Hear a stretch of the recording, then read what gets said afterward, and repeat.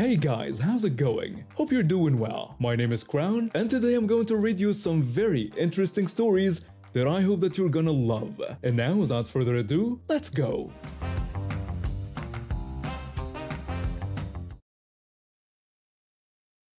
A few months ago, this guy moved in next door. He was a firefighter, and honestly, at first I thought that was pretty cool. I respected what he did for a living. Little did I know that his profession would soon become his excuse for some seriously outrageous behavior. One sunny afternoon, I was returning home from work, exhausted after a long day of tax season prep.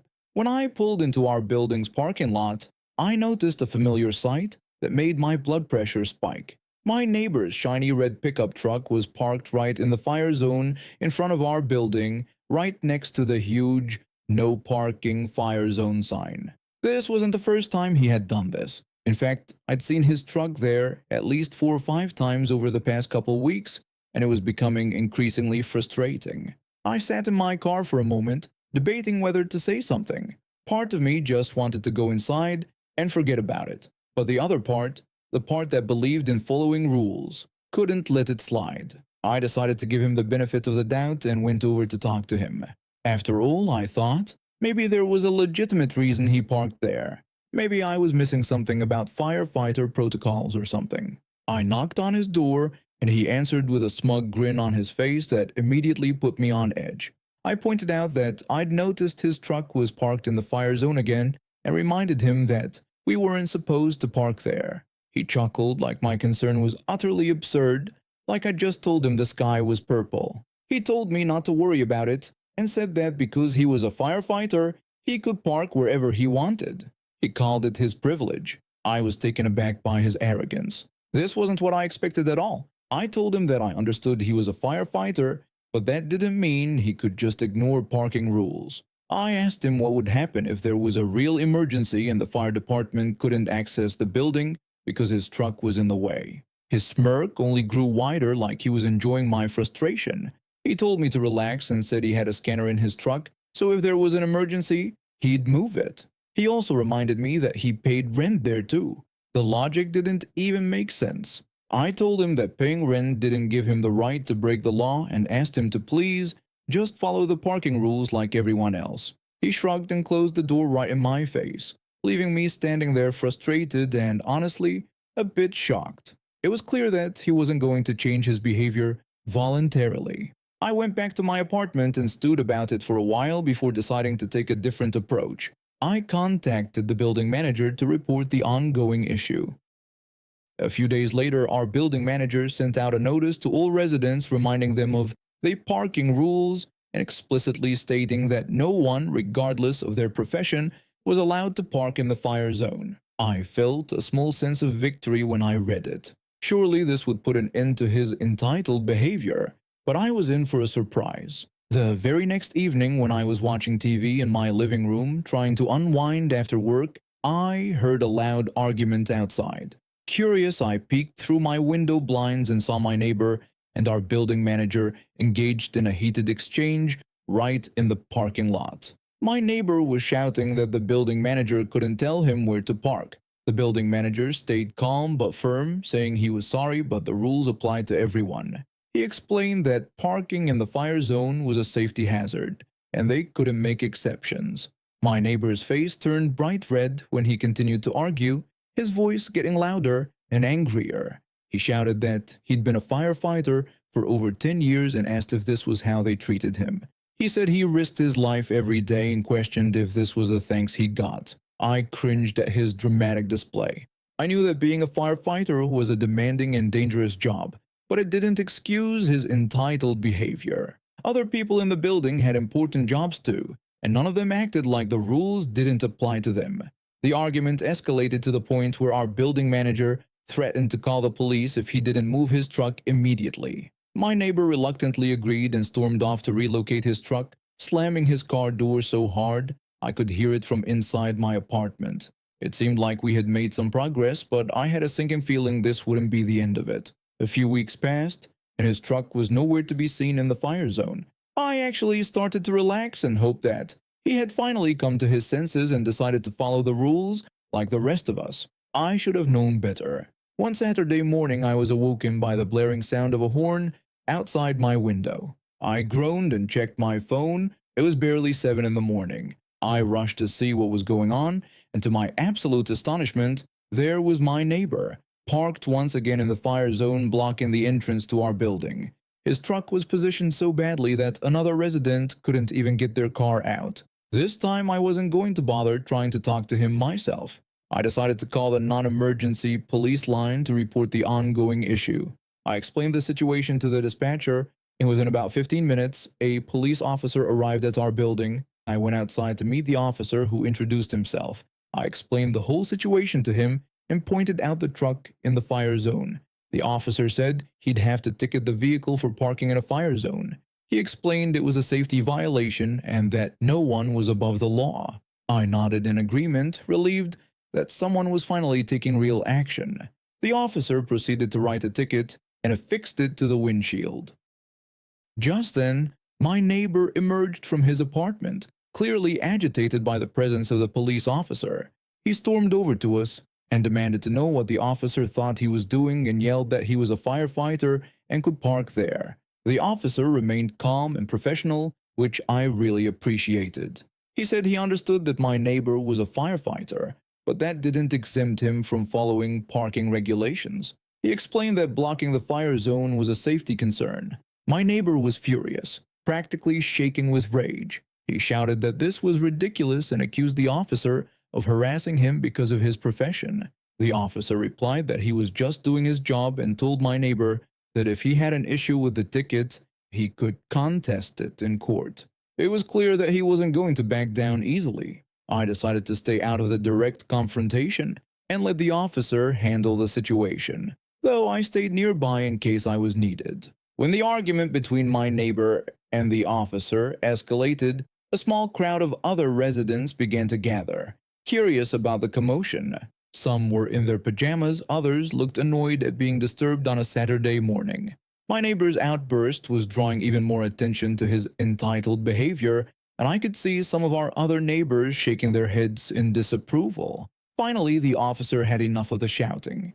He told my neighbor that he was going to have to ask him to calm down. He warned that if he continued to be disruptive, he'd have no choice but to place him under arrest. My neighbor scoffed, believing he could intimidate the officer with his firefighter status. He said the officer wouldn't dare. The officer replied that he would if he had to. My neighbor's face twisted in anger, but he begrudgingly backed down and retreated into his apartment, slamming the door so hard I thought it might break. The officer warned him not to interfere further and then turned to me.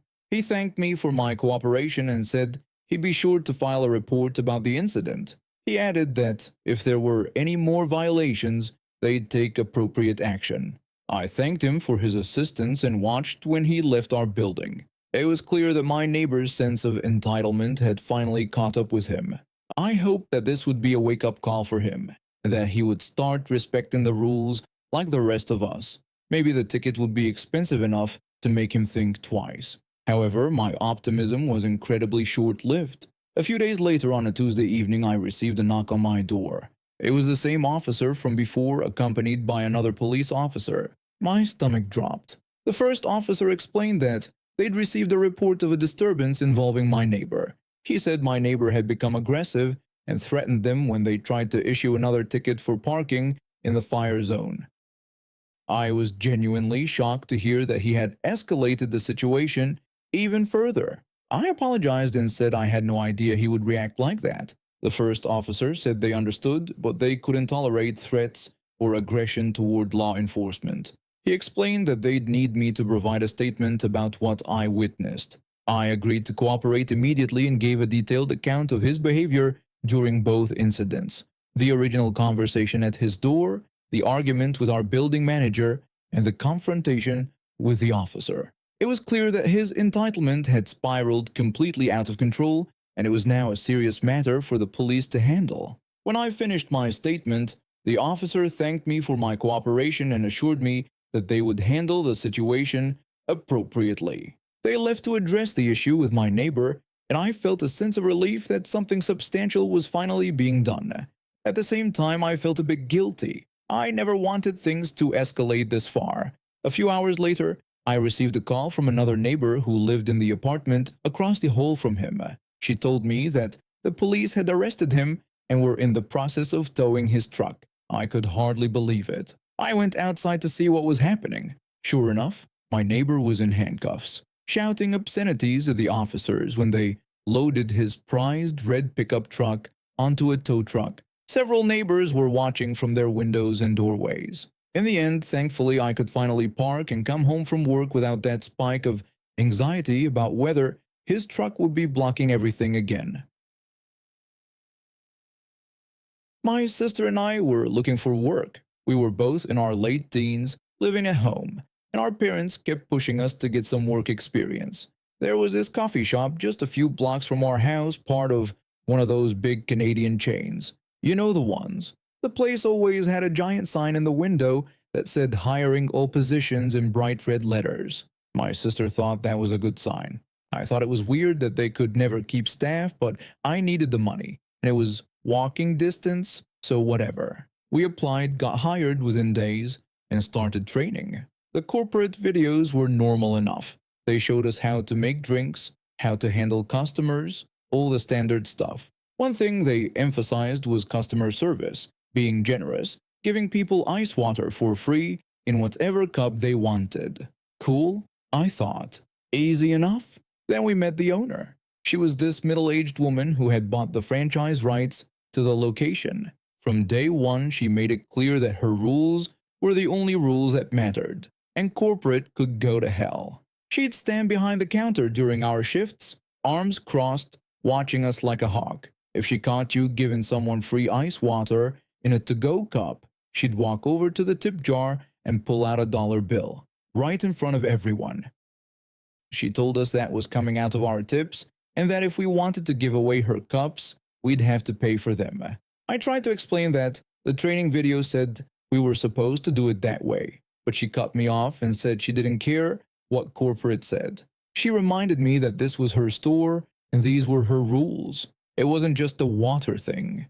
She had a whole list. We could only use 3 washcloths per shift, no matter how dirty things got. If someone ordered food to eat inside the store and we gave them a paper plate, she'd take money from our tips. If we put more than 1 napkin in a to-go bag, same thing. Every single thing that cost her even a penny would come out of our pockets, either from the tip jar or straight from our paychecks. I found out later that both of those things were completely illegal, but at the time I was just a dumb kid who needed the job. My sister and I tried to make it work. We followed her ridiculous rules as best we could. We'd apologize to customers when we couldn't give them basic things. Some people understood.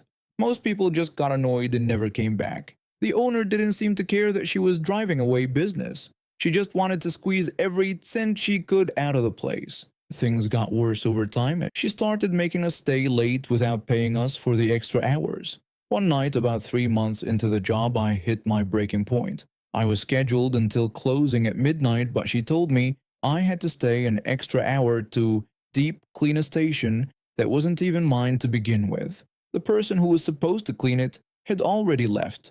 I stayed, did the work, scrubbed everything down until 1 in the morning. When I checked my next paycheck, there was no overtime pay. There wasn't even regular pay for that extra hour. It was like I'd worked for free. I was furious. I went to her office and asked about the missing hour on my paycheck. She looked at me like I was stupid and said I should consider myself lucky to have a job at all. She told me that if I didn't like how she ran things, I could leave any time.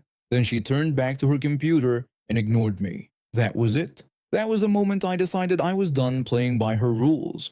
If she wanted to steal from us, I was going to cost her money. A lot of money. I started small. When someone ordered a box of 20 Timbits, I'd cram 30 in there. The boxes were the same price regardless, so she was losing product. When someone ordered a small coffee, I'd accidentally make it a large and tell them it was their lucky day. Double cheese and extra meat on every sandwich. The small soups became large soups. I did everything I could think of to give away her inventory without getting caught. I've been learning magic tricks in school for years. My hands were fast and smooth. I could palm things, misdirect, make moves that looked completely natural on camera. She'd watch the security footage every night trying to figure out where all her product was going, but she couldn't catch me. I was too good. Every time she comes storming out of her office demanding to know who was giving away free upgrades, we'd all just shrug and act confused. She had no proof. She had nothing. After a few weeks of this, I started feeling bold, powerful even. I wanted to do more damage, so I started recruiting other employees who were just as fed up as I was. Most of them jumped at the chance to stick it to her. We became a team of rebels, all working together to bleed her profits dry. One of my co-workers had a genius idea about the baked goods. Every night at 2 in the morning, we had to throw out all the donuts, muffins, and pastries that didn't sell. Instead of tossing them in the regular garbage, I started putting them in a clear bag and setting it just outside the back door. Then I'd text a few friends to come grab it. We made it look like random kids had stolen the stuff. I'd even go outside afterward and act all shocked and upset, telling the owner that someone had run off with $80 worth of baked goods. She'd get so angry every time it happened, and I'd have to hide my smile. We also figured out how to mess with her drive-through bonus. The owner got extra money from corporate if the location had fast drive-through times. So we started having friends park in the drive-through lane and just sit there. They'd pretend to be on their phones or looking at the menu forever. Our times went to hell, and so did her bonus. I made sure everyone covered their tracks. Friends who helped had snow covering their license plates. They wore ski masks and winter coats so they couldn't be identified on camera. I used my magic hands to do the rest. We were a well-oiled machine of petty revenge, and I loved every second of it. This went on for about 2 months. Then one day, the owner completely lost it. She called all of us into the store before opening and started screaming. She swore and cursed at all of us right there in front of the windows where customers could see. She said she knew someone was sabotaging her, that she was going to find out who it was, and that we'd all be sorry when she did. She was red in the face, spit flying when she yelled. Some of my co-workers looked scared. I just felt satisfied. That night, my sister and I talked it over. We decided it was time to get out before things got even worse. The next day, we both filed our 2 weeks' notice. A few other employees did the same. The owner looked panicked when she realized half her staff was leaving, but she couldn't do anything about it. We worked out our 2 weeks, and then we were free. A few weeks after we quit, I heard from a friend who still worked there that customers had started filing complaints with corporate. Lots of them. People were reporting all the weird rules, the way the owner treated staff, the fact that they couldn't get basic things like ice water or napkins. Former employees were filing complaints too, talking about wage theft and stolen tips. All of this together triggered corporate to send someone to investigate. They did undercover visits, reviewed the books, interviewed staff. What they found was a complete disaster. The owner had been violating all sorts of franchise rules and labor laws. Corporate was furious. About a month after we quit, I heard the news that made my entire year. The owner had been banned from her own property. Corporate told her she wasn't allowed to manage the location anymore. Her son had to take over all the daily operations, and she could only be involved in financial decisions from a distance. She wasn't allowed to set foot in the store during business hours. She couldn't interact with staff or customers. She was basically cut off from the business she'd bought. She'd stolen from us, treated us like garbage, and thought she could get away with it forever. Instead, she lost control of her own business. My neighbor is this massive bloke, used to be in the military, built like he could still be on active duty. Despite his intimidating appearance, he's one of the gentlest people I know. Got a lovely wife and 2 kids who are always playing in the front yard. The kind of family man who coaches Little League and helps elderly neighbors with their groceries. About 8 years ago, my neighbor decided he wanted to add a second story to his house. Seems reasonable enough, right? His family was growing, they needed more space, and honestly, almost every house on our street already has 2 stories. Made perfect sense. But here's where it gets complicated. His property had this old legal restriction on it, a covenant they call it, that prevents any major renovations unless all the surrounding neighbors agree to it. This thing was over a century old, and apparently you can't even contest it with a local council. It's just binding, period. So my neighbor did what any reasonable person would do. He went around to all his neighbors asking for their permission, and everyone agreed. Every single person except one. The guy who refused lives right next door to my neighbor. Real piece of work, this one. Let's just call him Karen, since he acted exactly like those entitled people you hear about online, except he was a middle-aged man. Karen refused to lift the covenant, just flat out said no. My neighbor, being the patient guy he is, didn't make a fuss about it initially. Instead, he started writing these incredibly polite letters to Karen, asking him to reconsider. About twice a year, every year, he'd send another letter, always respectful, always explaining why it would mean so much to his family. And every single time, Karen would decline. His reasons were absolutely ridiculous too. He complained that a second story would be an eyesore. Mind you, literally every other house on the entire street has 2 stories except his own house. He'd also say it would ruin the aesthetic of the neighborhood. The aesthetic? We're talking about a regular street, not some historical landmark. The irony of Karen complaining about eyesores and aesthetics wasn't lost on any of us. This guy was the worst neighbor anyone could ask for. He'd blast music at all hours of the night, regularly going past midnight on weeknights. People had to work in the morning, but Karen didn't care. Multiple neighbors had complained to him about the noise, but he'd just shrug it off or make excuses. So this went on for 8 years. 8 years of polite letters. 8 years of rejections. 8 years of my neighbor's family cramped in a house that was too small for them, while his kids grew up and needed their own space. My neighbor never lost his temper, never got aggressive, never tried to intimidate Karen despite the fact that he probably could have. He just kept being polite, kept asking, kept hoping that eventually Karen would see reason. Then suddenly everything changed. Karen decided he was going to sell his house. When my neighbor heard this news, I could see something shift in his expression. He'd been patient for 8 years, and Karen had made his life difficult the entire time for absolutely no good reason. It was time for some payback. The first thing my neighbor did was brilliant. He went out and bought one of those big professional metal signs, the kind real estate agents use when they're selling properties.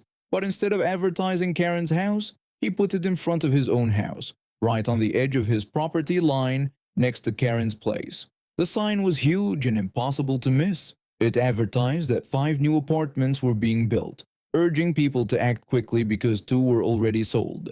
It claimed the building would be 3 entire stories, and warned that loud noise should be expected for a year. Then it had a phone number on it that was disconnected. And just to make sure everyone in our diverse neighborhood could read it, the message was repeated in Mandarin and Arabic as well. Karen's auction was scheduled for a month out, and you should have seen his face when he saw that sign. He went absolutely ballistic. Within days, he had a lawyer sending letters to my neighbor demanding he take the sign down. I think the lawyer's argument was that the sign was technically encroaching on Karen's property by a few centimeters or something. My neighbor's response was beautiful. He started writing letters back to the lawyer. Lots and lots of letters. About 60 of them, actually. Here's the thing about lawyers.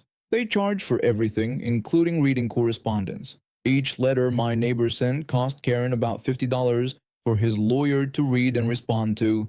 That's $3,000 just in legal fees for reading letters.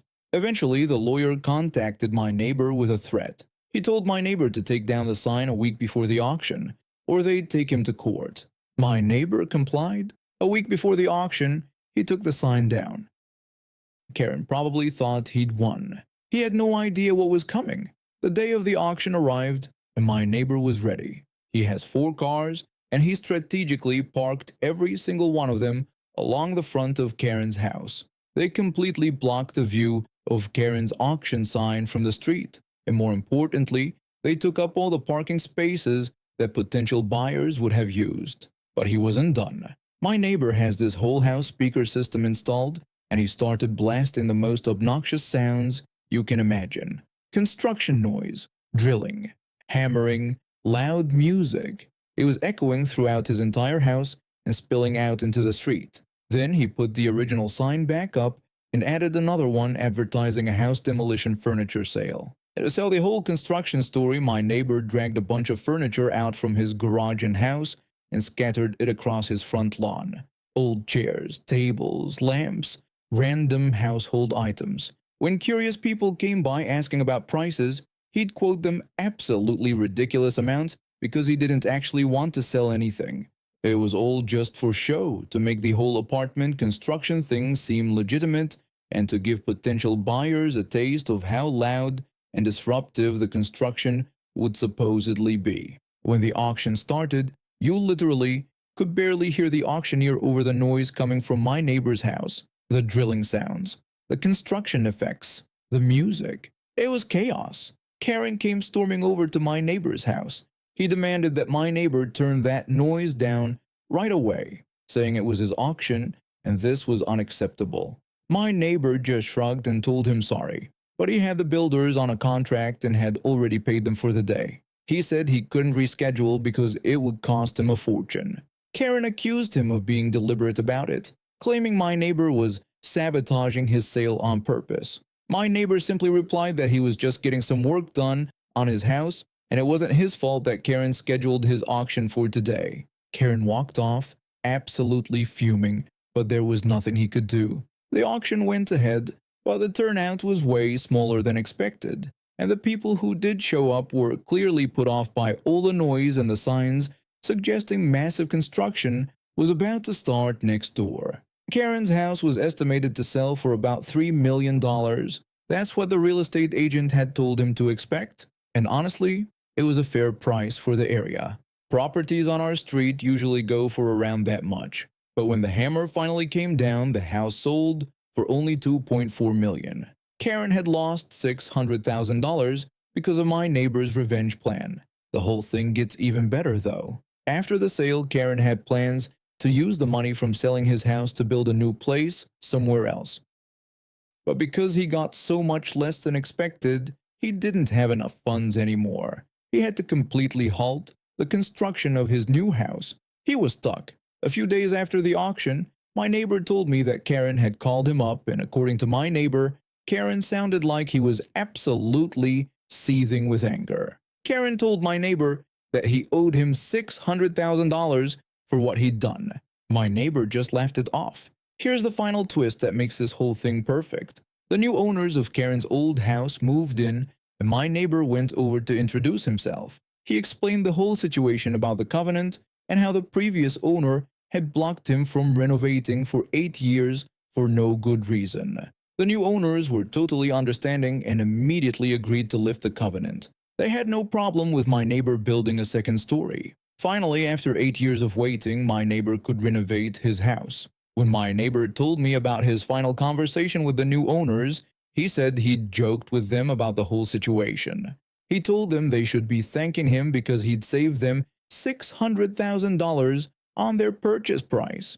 And you know what? He was absolutely right. Those new owners got an amazing deal on that house because of what my neighbor pulled off during the auction. They were thrilled about it. Karen is still trying to scrape together enough money to finish building his new house. My neighbor finally got approval to build his second story. Construction started a few months ago, and his family is happier than ever. And now we have reached the end of today's stories. Thank you for watching, and see you next time.